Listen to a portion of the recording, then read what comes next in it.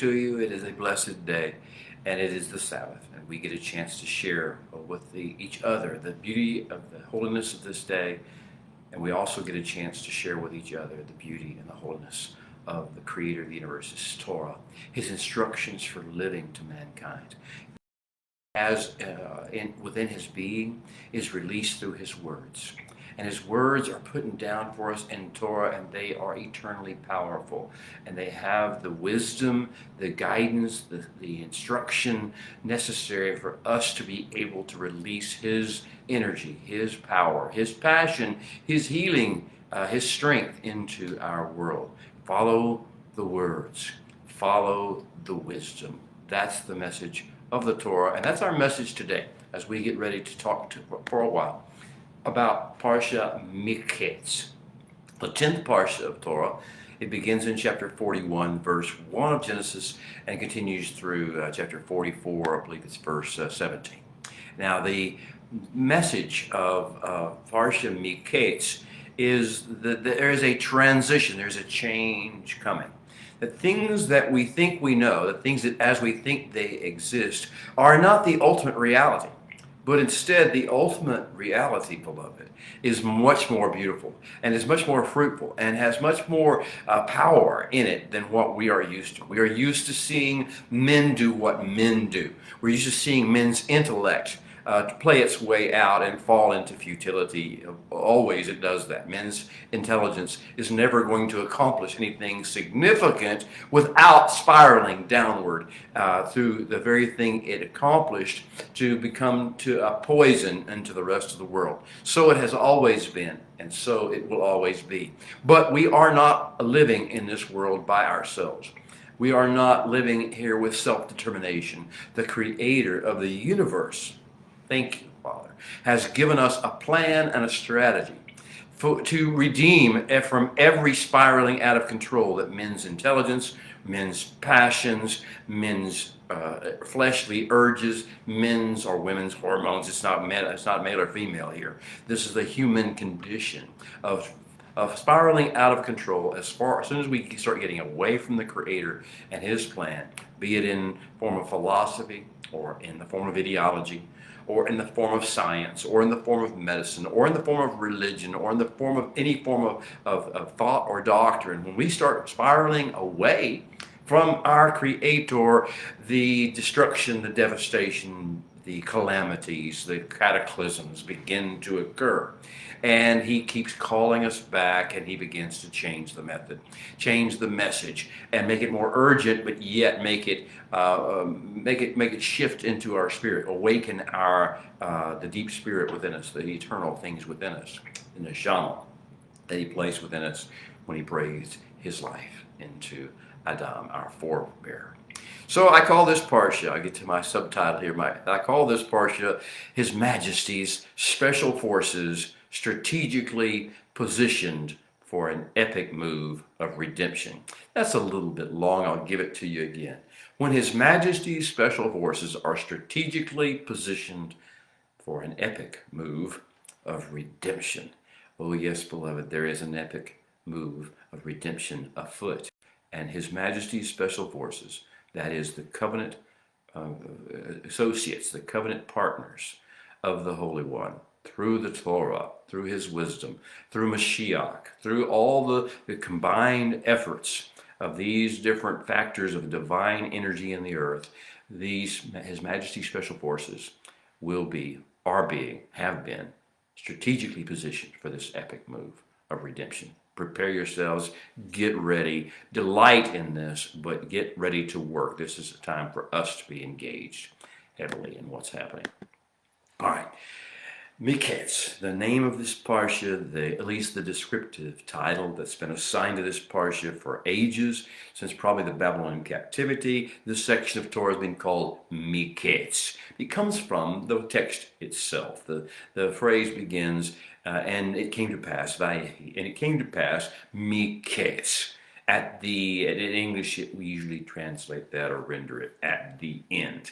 It sort of misleads you because it's not just at the end, it's also at the beginning. We're at a shifting point between ages, between realms, between epochs, between seasons of life on earth.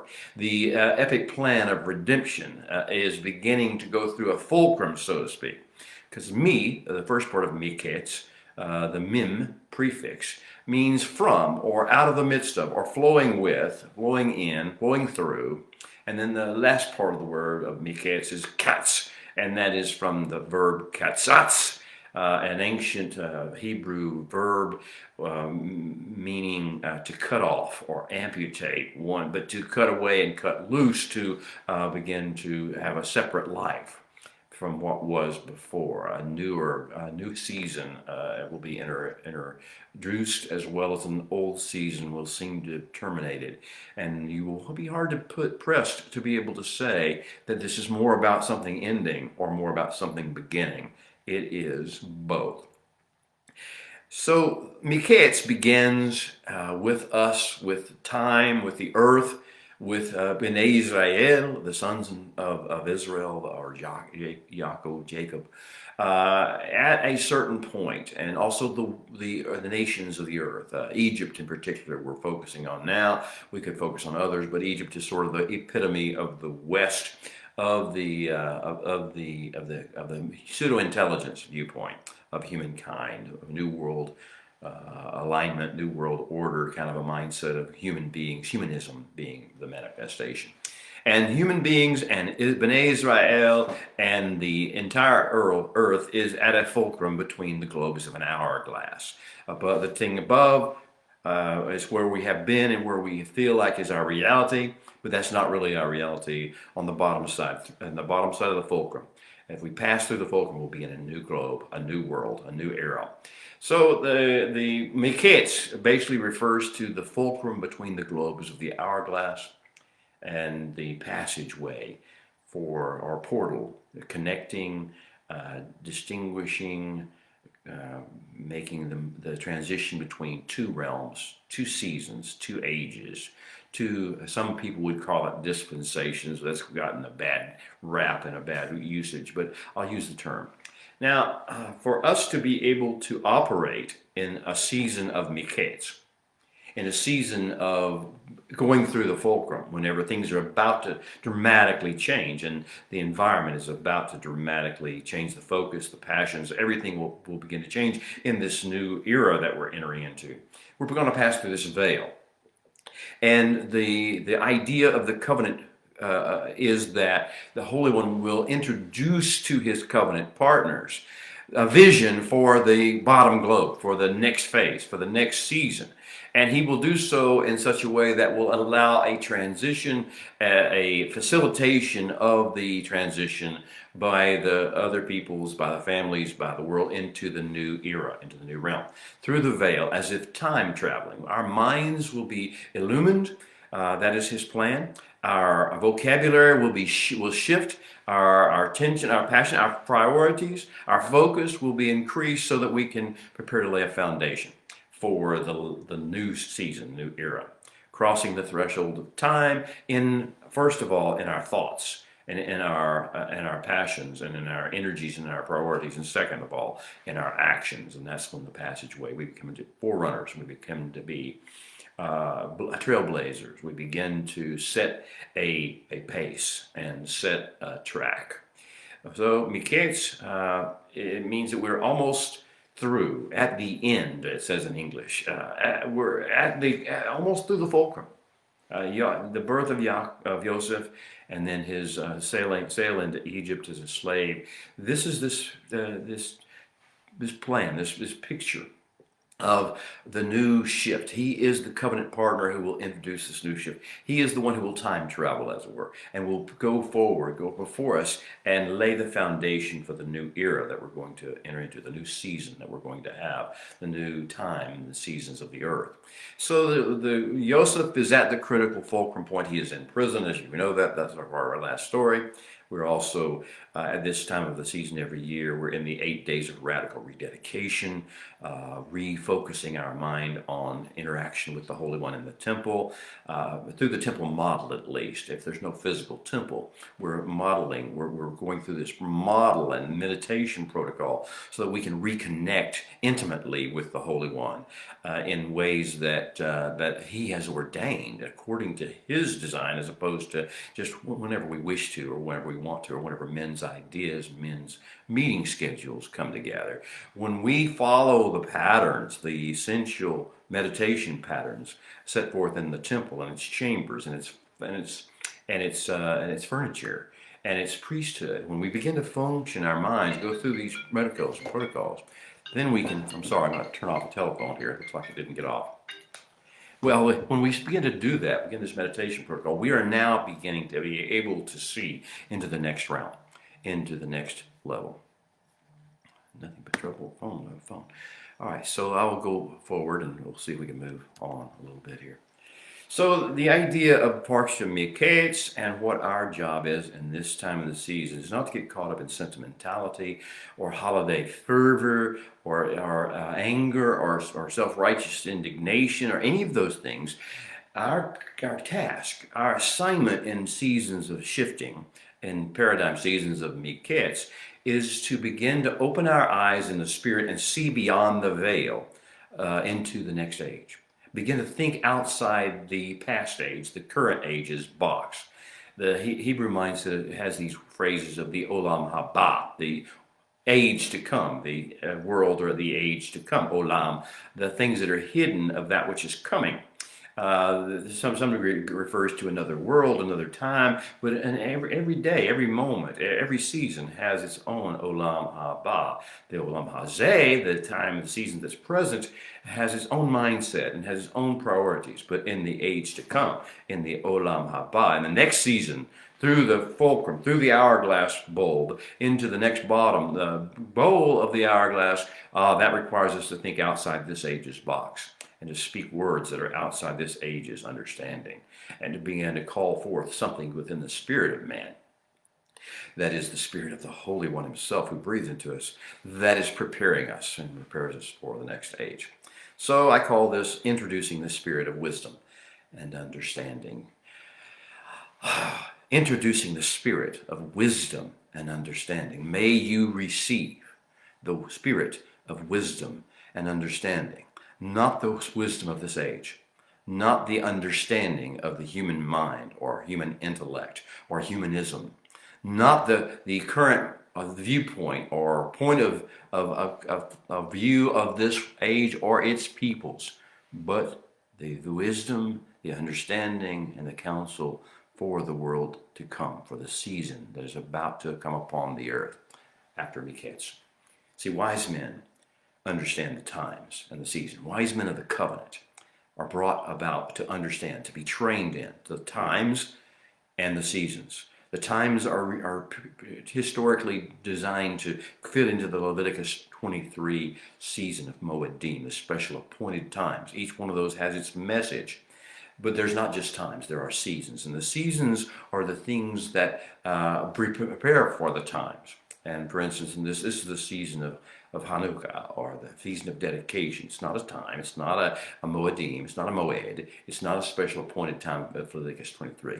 It's a season to prepare us for the times that are coming. So this season is important to teach your children to understand. It's not on the same level as the times, but it is preparing us for the times.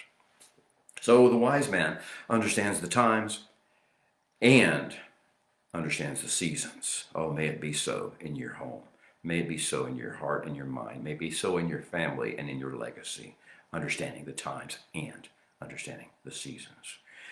But not just the times and the seasons. You see, there's another thing that the ones who are on the point of the spear, the sons of the covenant, the sons and daughters of the covenant who are on the point of the spear, on the tip of the sword, these also understand the time, the seasons, and the signs that are associated with each. The signs of the times and the signs associated with the seasons. Men who walk with the Creator and are filled with the spirit of wisdom and understanding are able to recognize, like Joseph, when a fulcrum moment is approaching. a fulcrum moment, a moment when we're going to shift between the bulbs, when a new age, a new era is coming. Those who walk with the Creator and are filled with the spirit of wisdom and understanding. Through the wisdom that the Holy One gives, which is always His Torah. Through those things, we recognize the fulcrum moments. We recognize they're approaching, and therefore we plan and speak and act and prioritize time and energy and passion and resources. Time, the big four that show the shift. The time, how we spend our time, how we spend our energy, how we spend our passion, and how we spend our resources, what we allow ourselves to occupy those with. That begins to shift. A fulcrum moment means that we have to get back to the plan, back to the Creator, back to His Word and His ways, more so than ever before, and begin to differentiate ourselves from the ways of the world. So as we realize a fulcrum moment is approaching, through the covenant, through the Torah, through the times and the seasons and the signs of those things, we begin to plan and act and prioritize time, energy, and passion and resources in ways that will, one, assist the people around us, particularly in our sphere of influence, to transition into the new era, and two, lay a good foundation, a pathway for success, a narrow way for success in the new season, in the new age, in the new era, or the new epoch that the Holy One is inaugurating. Wise men understand the times, the seasons, and the signs of both. Well, so what kind of signs should we be looking for? Signs of change appear in the heavens. I don't have to go. That's the Holy One put the stars and the planets and the luminaries in the heavens. Genesis 1:14 tells us to introduce us to the seasons and the times. And the signs of change also appear in the earth. In Genesis 8:22, he warned us. He told us what to look for. Seed time, zera v'kaisir, seed time and harvest of the grains, and chor v'chom, cold and heat, and kayitz v'choref, fruit tree and vine growth, and then fruit tree and vine harvest. These seasons, yom v'leila. The Yom V'Leila, the light during the day hours and the darkness during the night hours. These periodic seasons of shift, we need to learn to recognize how they affect us and how they have circadian rhythms to them, and know that we do different things at different seasons. We focus on different things. We have different energy, and we release energy in different ways, passion in different ways at these different times and seasons.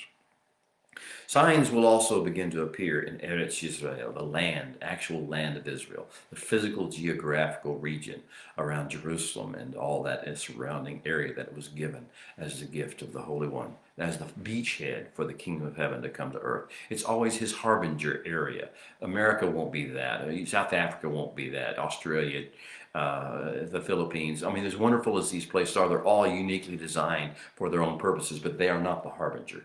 Eretz Yisrael, the land of Israel, the place beginning around Jerusalem, the epicenter of Jerusalem, that is indeed the harbinger, the herald area of the world. So watch for changes there. Watch for things happening. Watch for a change in shift in vocabulary. Watch for a shift in energy. And especially watch and see how they begin from Eretz Yisrael, how it begins to behave different way. The land begins to produce differently.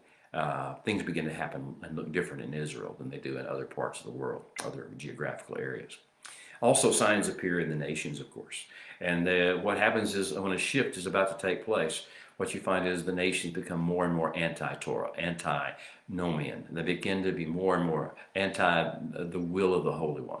They begin to, you can see it in the world today, the nations are definitely in this process of evolving, of spiraling away from the Holy One and His ways to their own selfishness, their own self-interest, their own flesh, their own appetites and urges, their own sensual desires, their own perversions. They love these things, and that's what happens in the nations. Well, the fifth area of change is an interesting one. It's signs of change take place in the voice tone and the vocabulary of the prophets of the Most High. Now, Abraham was a prophet. It doesn't mean you have some special gifting as some denominations of some religions begin to believe. A prophet merely means one who speaks forth the truth of the Holy One. Those who can be counted on, those who have wisdom, those who have understanding, and those who are trusted spokesmen on behalf of the Creator of the universe. They begin to change their tone of voice. they begin to change their vocabulary. And when you see a change in the vocabulary of the prophets of the Most High, you know a change is imminent. Well, things that we need to understand about the world to come, the age to come, the era to come, involve this. What is the catalyst for the cataclysm? What is the shifting, the harbinger, the portent? What is going to make this all take place? Well, with Joseph, you're going to find it's going to be a great famine. We're going to see that the Holy One has certain tools he uses to introduce a new era. And in many cases, it's going to be famine. In some situations, it's pestilence. When you see a change, worldwide pestilence. When you see world wars, there are many ways in which the Holy One can use to bring about the wisdom of his prophets and the readiness of the world to receive the new era, the new age, the new season. The prophet, the covenant partner of the Holy One who has wisdom and understanding, will also need to understand where the epicenter of the great shaking takes place. It's like an earthquake that's going to happen to change the era and shift as we go through the fulcrum into the new age, the new globe of the hourglass. Well, what is the epicenter of that in today's Torah in Parsha Miketz? The epicenter is identified as the Nile River outside the palace of Pharaoh. We're going to see this becomes the focal point of all things for a long time. For the next era will be the River Nile and the palace of the Pharaoh. And we'll see that the next thing that we need to understand as covenant partners who walk in wisdom and understanding and with the Holy One according to his Torah is to understand the nature and the power and the identifying characteristics of the different beasts that will arise, the different adversaries that will come forth, the different nemeses and antitheses that are going to come forth as the world spirals away and resists and resents and begins to persecute the new world order according to the Holy One, trying to design their own new world order for themselves. You'll see beasts begin to arise. Some of them are human, some of them are spiritual, but what you'll find is there's certain beasts come forth from the abyss and certain come forth from the resistant human flesh. And some to understand what these beasts are and their identifying characteristics and their telltale signs of their appearance and the language that they use, the vocabulary that marks them off, that is what is important for us to know. And how then to counteract, because we also need to know the Achilles heel of each of these beasts, how to unveil and unwind and break the power of these beasts. Well, finally, we have to understand and consider and begin to focus on the roles that the Messiah on the one hand and the covenant people on the other hand are assigned to play in the new season.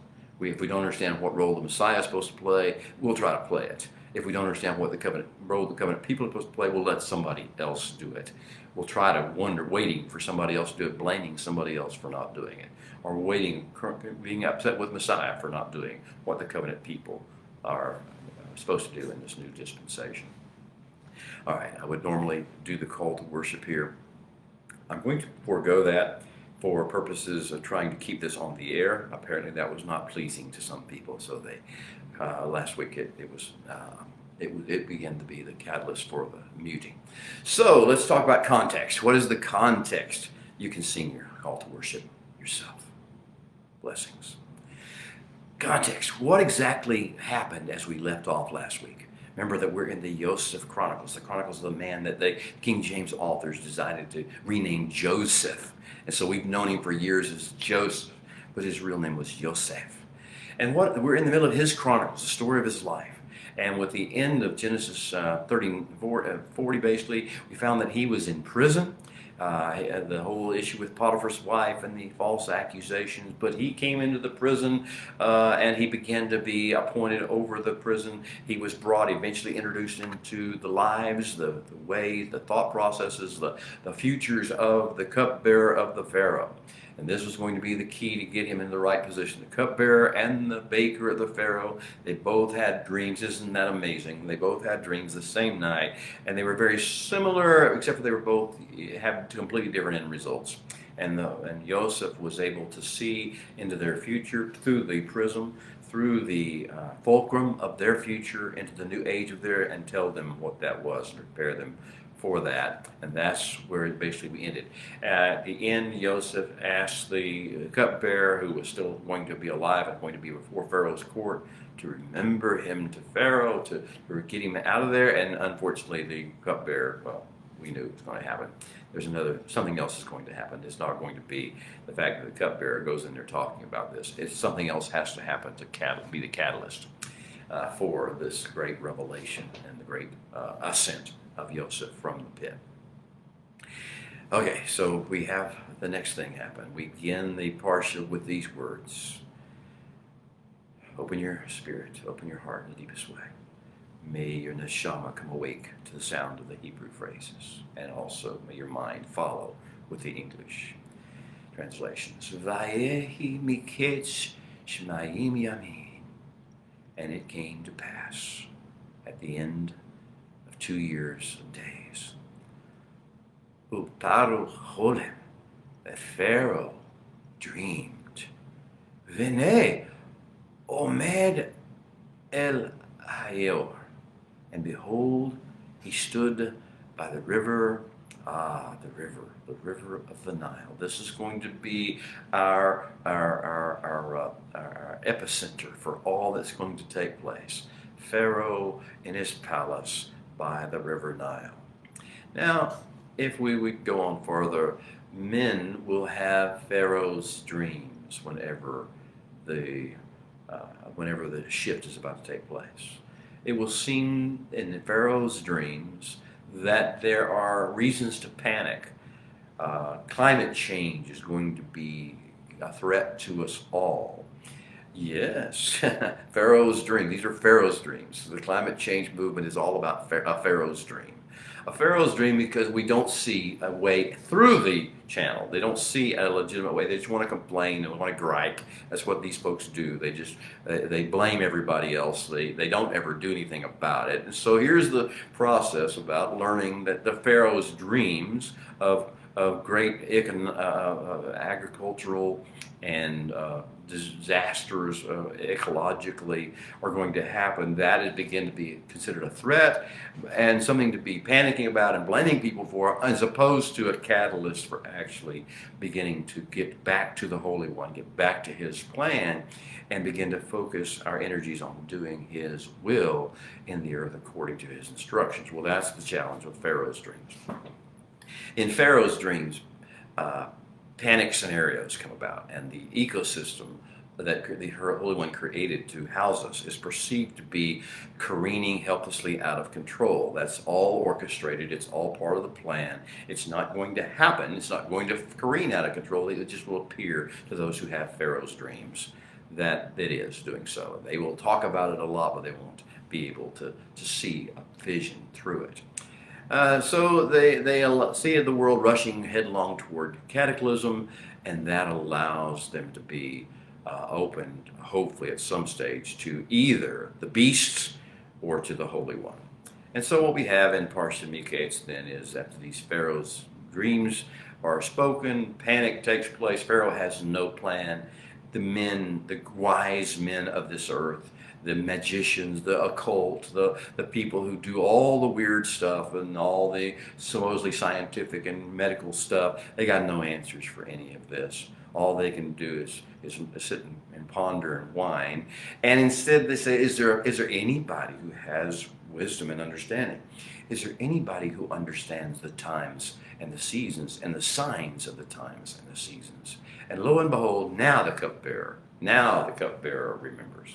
He says, yes, that was this Hebrew child, this Hebrew boy, young man. He was in his 30s. He's 30 years old or so, maybe now. And he 2 years ago, when you put me in the prison and you thought I poisoned you or whatever happened there, I wouldn't do that. And he said, but there's this man, and he told my story, my dream, and the baker's dream. And so Pharaoh, uh, in his in an interesting process, he didn't he just immediately accepted it because he was desperate. He called for Joseph to be brought out of prison. I don't know what he expected. I don't know how. It's something that you see as being orchestrated from above, and he's a pawn. At this stage, the Pharaoh is a pawn. He's not the king. He's just a pawn in the plan, and the great king is playing the chessboard.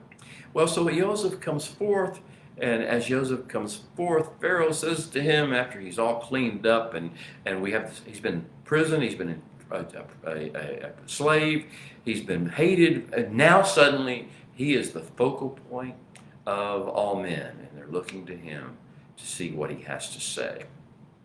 All nations are dependent upon the wisdom and understanding that the Holy One is about to place in Joseph, that he has been cultivating in him ever since he was born, raising him in Yaakov's house, in Israel's home.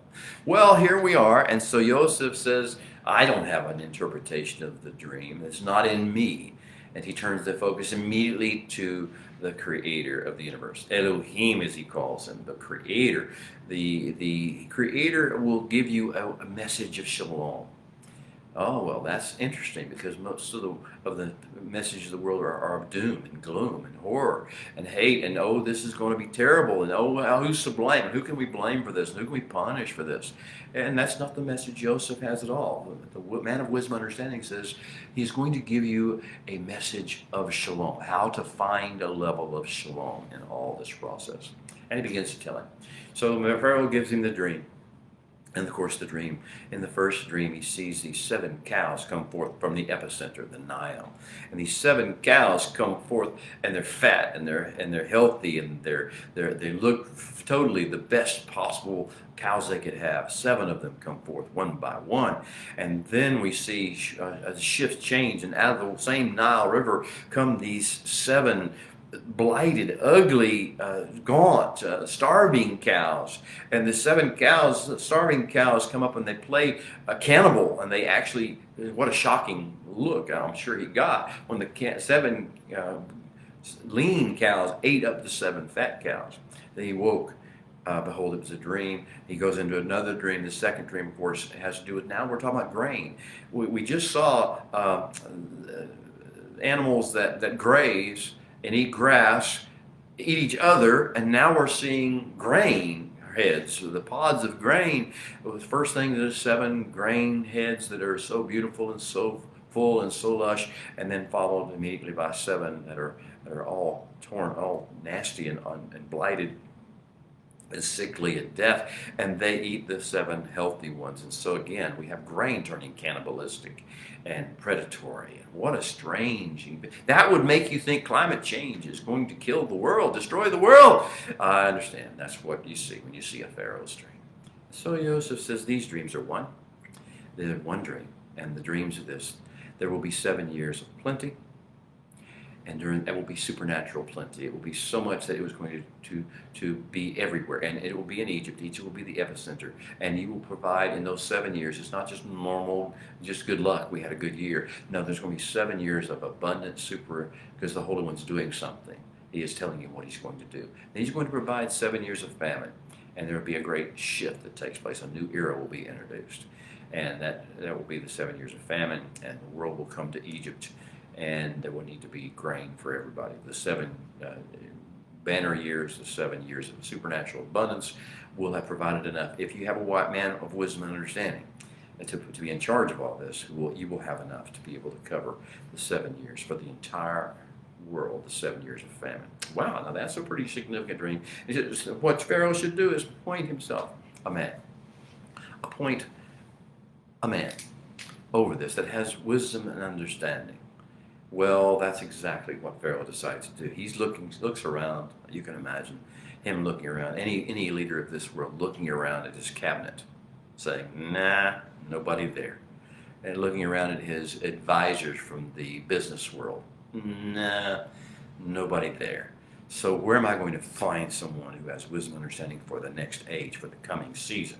as opposed to someone who had the smarts for the last season, was able to get rich, was able to get power. That's not going to satisfy, not going to be enough for the season that comes, for the new era, for the new age, for the new epoch. We need someone that has vision into that epoch.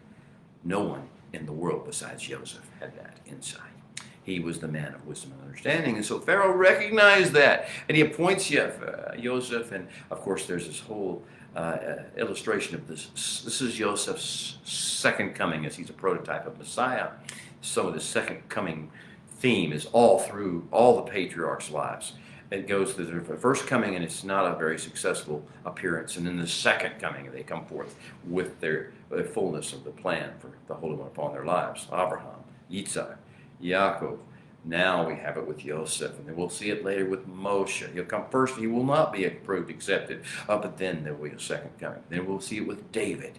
We'll see it. Well, first of all, we'll see it with Joshua, Yehoshua. He will at first he'll just be assistant to Moshe, and he's going to be rejected by his people in the time of Numbers chapter 14, in the time of the report of the spies. But then later, Yehoshua will become in the second coming, and he will be indeed raised up to leadership. So then we see it with David. We could go on. The stories keep coming over this two coming theme: this first coming, second coming, first appearance, second appearance. And Joseph is having that now. He has his second appearance. He comes in glory. He comes with the robe. He comes with the authority, and he comes with the approval and with the trust of Pharaoh. Wow, and the world. Now this is an amazing thing. We'll see this take place. Now the idea is, what do we do? So he begins to implement a plan. Joseph implements the plan that is going to prepare for the coming season, for the coming era, for the coming epoch. And the epoch will eventually involve 14 years, 7 years of plenty, followed by 7 years of famine. But that's just the introductory fortnight of years. What's going to happen is you're going to see this epoch is going to continue until the next series of signs in the heavens. That will take place in the days of what we call, or come to call, the plagues. And that will be the next season of deliverance. And Moshe will be the one at that stage, who is the man of wisdom and understanding. The man whose voice and vocabulary begins to shift, the man who begins to hear and see a vision for something beyond the current age, some way passage through the trials, the tribulations, the difficulties of the climate change or the other things that seem to threaten mankind, and has an answer for these things and begins to lay a foundation for the next season. Well, beloved, it's time for me to leave you. It's time for me to begin to enjoy my fellowship with the Biblical Lifestyle Center. I thank you for joining us. I pray that you've been awakened, that something within you is awakening, and you are beginning to feel the spirit of wisdom and understanding awaken and arise within you.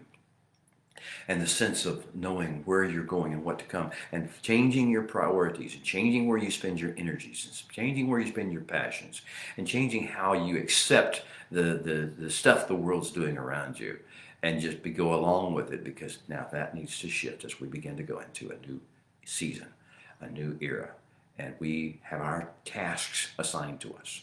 Messiah will do his part. The Holy One will do his part. The Ruach HaKodesh, the Holy Spirit, will do his part. But the question is, will we, or will we be stuck, complaining, griping, panicking, blaming other people? It is our time to arise and to shine. Our time to put on the garments of the King. Shabbat Shalom. See you next week.